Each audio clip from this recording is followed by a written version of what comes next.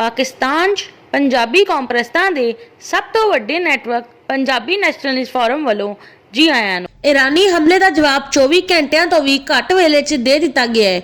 बलोचिस्तान च पाकिस्तानी फौज के हमलियां च मुलविस बलोच शिद्दत पसंद तंजीम बलोचिस्तान लिबरेशन फ्रंट BLA ने दावा किया है कि उस दे ईरानी सरजमीन ते मौजूद अस्करियत पसंदा नूं निशाना बनाया गया है। इंडियन ज़राए अबलाग ने भी पाकिस्तान की फौज की जानब तो ईरानी सरजमीन ते हमले की खबर जारी की है।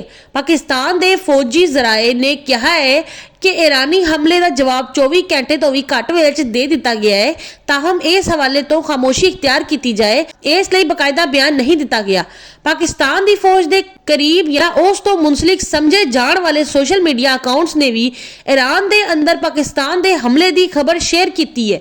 मुतअद्दिद ऐसे ट्विटर अकाउंट्स ने पाकिस्तान के ठंडर जहाज ते ड्रोन की तस्वीर इस्तेमाल करके ये दस्सिया है कि ईरान ते हमले च ये हथियार काम च लियाए गए ने। ईरान की हदूद च मौजूद बलोच दहशतगर्द कैंपां च हमले तो मुतल्लिक इतलात आ रही ने।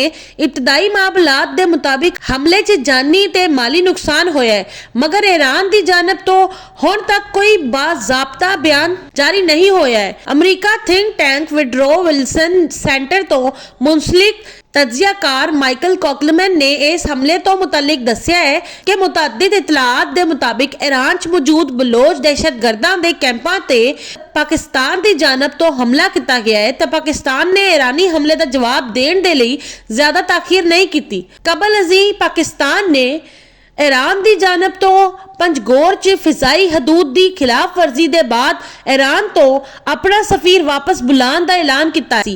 बुध नूं दफ्तर खारजा की तर्जुमान मुमताज ज़हरा ने प्रेस कॉन्फ्रेंस करते हुए कहा सी कि हमले का जवाब देने का हक महफूज रखते ने। पाकिस्तान के लिए ईरानी सफीर जो इस वेले तेहरान च ने वापस इस्लामाबाद नहीं आए ने। तर्जमान दफ्तर खारजा ने कहा सी कि ईरान ते पाकिस्तान के दरमियान सफारती दौरियां नूं रोकिया जा रहा है। पाकिस्तान ने अपने फैसले ते ईरानी हुकूमत नूं आगाह कर दिता सी।